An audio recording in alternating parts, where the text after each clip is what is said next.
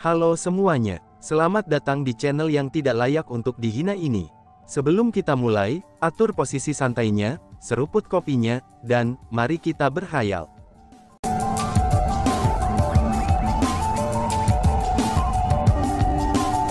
Melanjutkan cerita sebelumnya, dengan kilat menutupi seluruh tubuhnya, Chu Feng terus menyelam ke dalam danau mengikuti arusnya yang tersembunyi.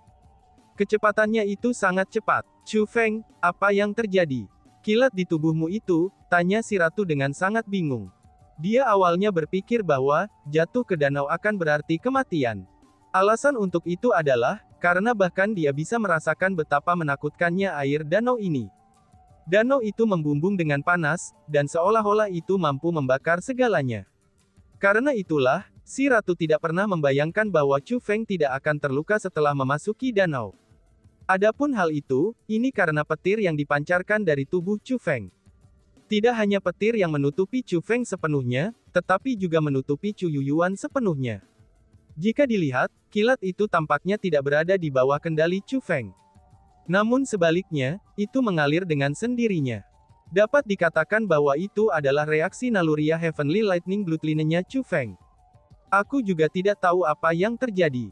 Namun, aku pikir Lord Yuyuan yang melakukannya, ucap Chu Feng sambil menatap Chu Yuyuan yang tidak sadarkan diri. Serangan menyelinap dari kakek Chu Ziyuan telah melukai Chu Yuyuan dengan sangat serius. Meskipun Chu Feng sudah merawat lukanya, tapi itu masih tidak terlalu efektif. Hal itu juga bisa dimengerti. Untuk seseorang dari kultivasi Chu Yuyuan, hanya cedera pada jiwanya yang akan menyebabkan dia jatuh pingsan. Namun sayangnya, bahkan Chu Feng tidak berdaya untuk membantunya dengan cederanya saat ini. Tampaknya Chu Yuyuan ini tahu, bahwa akan sangat aman untuk melarikan diri ke tempat ini. Tampaknya dia benar-benar memiliki pemahaman yang mendalam tentang domain suci 9 bulan. Dia belum menjadi tetua agung, tapi dia memiliki kekuatan yang melebihi tetua agung. Orang tua itu tidak sederhana sama sekali, ucap si ratu yang memiliki penilaian tinggi terhadap Chu Yuyuan. Setelah semua, itu adalah Chu Yuyuan yang menyelamatkan Chu Feng dan dia. Oh iya Chu Feng, bagaimana luka orang tua ini? Dia tidak akan mati kan? Ratu Putri bertanya. Aku tidak bisa menyembuhkan luka Lord Yuyuan. Situasinya tidak terlalu bagus. Namun, itu bukan bahaya bagi hidupnya. Karena itulah, aku tidak tahu kapan dia akan bangun, kata Chu Feng. Ini bagus asalkan dia tidak akan mati. Chu Feng, katakanlah, di mana menurutmu arus bawah ini akan menuntunmu? Mungkinkah itu jalan keluar lain? Tanya si ratu. Aku harap ada jalan keluar lain. Kalau begitu, kita bisa membuat mereka membayarnya, kata Chu Feng. Chu Feng merasa sangat tidak berdaya pada saat itu. Meskipun dia telah lolos dari bencana, tapi kekuatan air danau masih sangat kuat. Sekarang dia berada di dalam danau, dan Chu Feng hanya bisa mengikuti aliran arus bawah. Dia tidak tahu kemana itu akan membawanya. Selanjutnya, arus bawah sangat cepat. Namun dia masih tidak dapat melihat akhirnya, dan bahkan setelah hanyut di dalamnya untuk waktu yang lama. Dari sini dapat dilihat bahwa, danau itu jauh lebih besar daripada yang diperkirakan oleh Chu Feng. Sementara danau itu tampak seperti danau dari luar, tapi itu akan lebih tepat untuk menggambarkannya sebagai seluruh dunia berada di dalam ni. Karena bagaimanapun, bagian dalam danau itu terlalu besar. Dengan kecepatan yang sangat cepat, Chu Feng terus melayang sepanjang hari. Setelah seharian melayang, Chu Feng akhirnya tiba di dasar danau. Setelah mencapai dasar, arus bawah menghilang, dan dia mendapatkan kembali kebebasan untuk bergerak. Kamu akhirnya mencapai dasar setelah hanyut begitu lama. Lebih tepatnya, seberapa dalam danau ini? Bahkan si ratu membuka mulutnya dengan heran. Adapun Chu Feng, dia melihat ke atas. Meskipun dia masih di dalam danau, tapi air di atasnya dipenuhi arus bawah. Wush! Tiba-tiba saja Chu Feng melompat ke atas dengan cepat. Namun tepat setelah melompat maju, gerakan Chu Feng berhenti. Saat berikutnya, dia dikirim kembali oleh arus bawah yang kuat. Arus bawah itu terlalu kuat. Tidak mungkin bisa melawan mereka. Jangankan kamu, aku sendiri ragu orang tua itu akan mampu melakukannya, kata si ratu. Aku berharap ada jalan keluar lain, sehingga aku tidak perlu terjebak sampai mati di sini, ucap Chu Feng sambil mengerutkan keningnya. Mereka semua mengatakan bahwa, seseorang harus meninggalkan domain suci 9 bulan sebelum ditutup, atau orang akan kehilangan nyawanya di sini. Dan pada saat itu, Chu Feng terjebak di dasar danau tanpa tahu bagaimana caranya keluar. Dengan begini, bagaimana mungkin dia tidak khawatir? Meskipun dia khawatir, tapi Chu Feng tidak kehilangan semangat juangnya. Namun sebaliknya, semangat juangnya mulai terangsang. Membawa Chu Yuyuan di punggungnya, Chu Feng mulai dengan cepat melakukan perjalanan melintasi dasar danau. Chu Feng ingin mencari jalan keluar. Namun setelah Chu Feng berjalan selama beberapa jam, dia masih tidak dapat menemukan jalan keluar. Bagian bawah danau itu terlalu besar dan luas sehingga Chu Feng tidak dapat membuat penilaian ukuran sebenarnya. Selain itu, karena air danau terlalu kuat, mata surgawi Chu Feng akhirnya dibatasi juga. Dan bahkan persepsi Chu Feng sangat dibatasi. Pada saat itu, dia seperti lalat tanpa kepala, karena tidak tahu kemana harus pergi atau bagaimana pergi. Namun bahkan dengan ini yang terjadi, semangat juang Chu Feng masih menyala kuat. Dia masih bertahan. Alasan untuk itu adalah, karena Chu Feng tahu bahwa dia tidak bisa mati, dan bahwa dia masih memiliki banyak hal yang harus dia lakukan. Dia masih belum bertemu ibunya, dia masih belum menemukan kakeknya, dan masih ada banyak musuh yang harus dia keluarkan. Chu Feng tidak mau mati, dan dia harus terus hidup. Namun karena terperangkap di sana, Chu Feng akan berakhir sekarat jika batas waktu tiba. Tidak ada orang yang bisa dia andalkan. Dia hanya bisa mengandalkan dirinya sendiri. Jika dia sendiri memutuskan untuk menyerah, dia benar-benar akan berakhir menunggu kematian. Chu Feng, biarkan aku keluar. Kami dapat mencari secara terpisah. Aku akan membantumu menemukan jalan keluar, kata si ratu dengan penuh perhatian. Tidak, sama sekali tidak. Danau ini terlalu kuat. Klon yang aku buat dengan teknik formasiku akan segera dimusnahkan, itu saat mereka meninggalkan kilat di sekitar tubuhku. Aku tidak ingin kamu mengambil risiko semacam ini.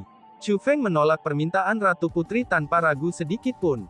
Tidak peduli apa, ratu ini berasal dari dunia roh Asura. Kamu sendiri benar-benar baik-baik saja di sini, bagaimana mungkin aku tidak baik-baik saja? Ucap si ratu yang menolak untuk menerima keputusan Chu Feng. Ratu, aku tahu betul seberapa kuat dirimu. Namun, tempat ini benar-benar spesial.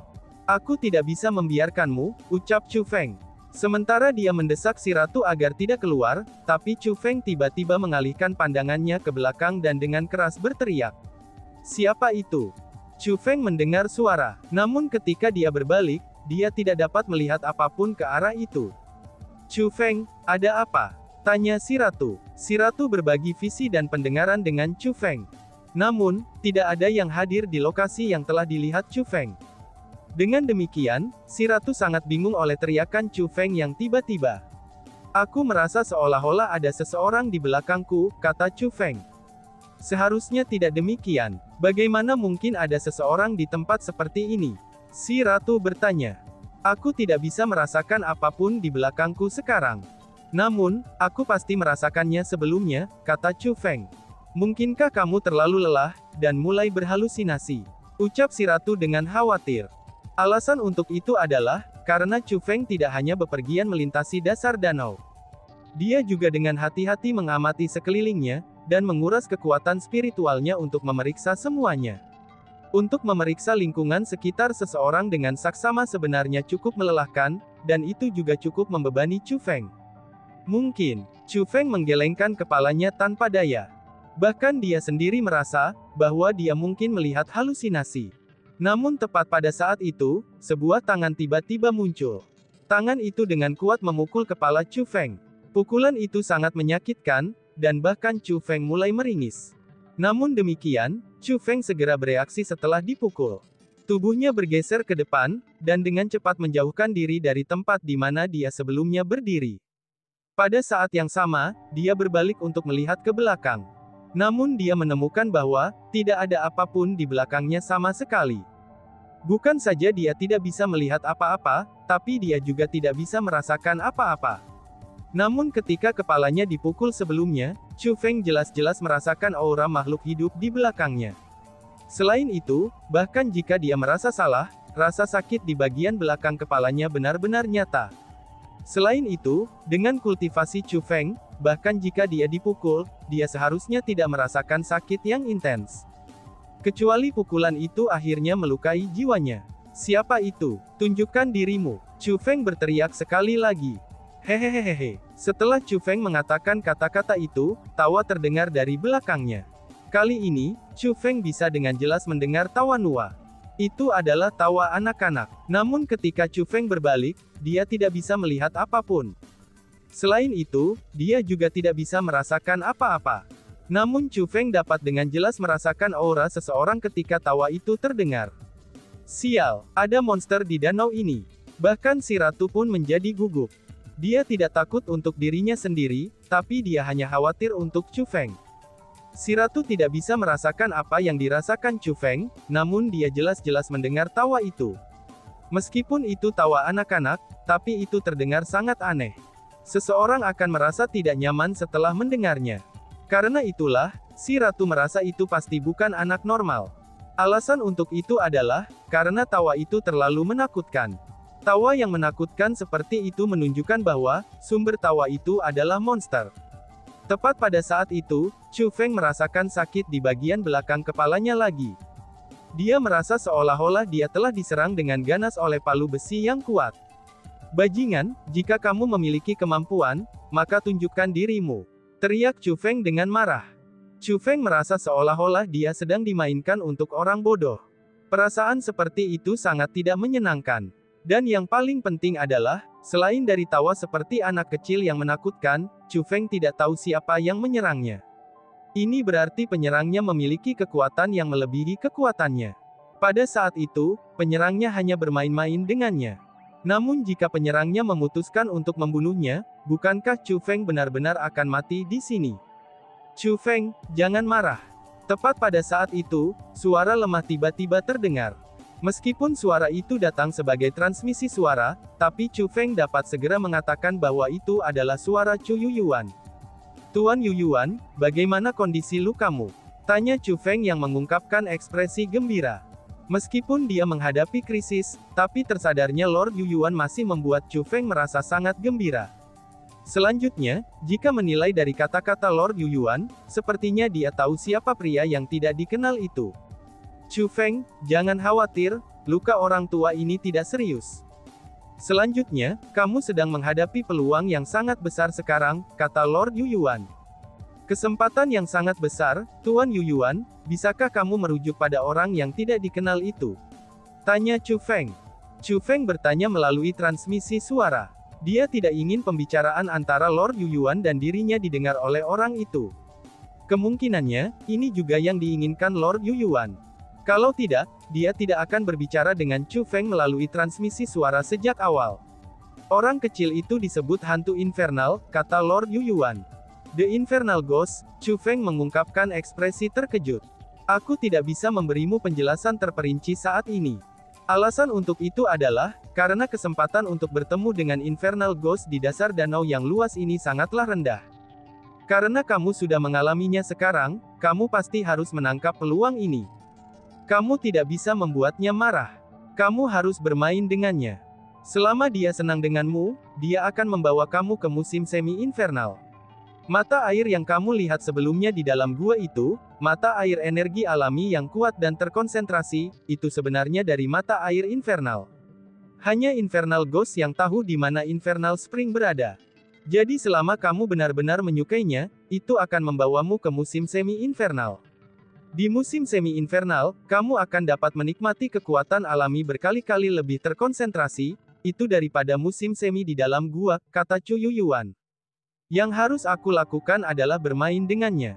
Tapi kan, bagaimana aku bermain dengannya? Bocah kecil itu hanya tahu bagaimana memukul aku, dan aku tidak mungkin membiarkannya memukulku terus sampai puaskan, tanya Chu Feng dengan cemberut.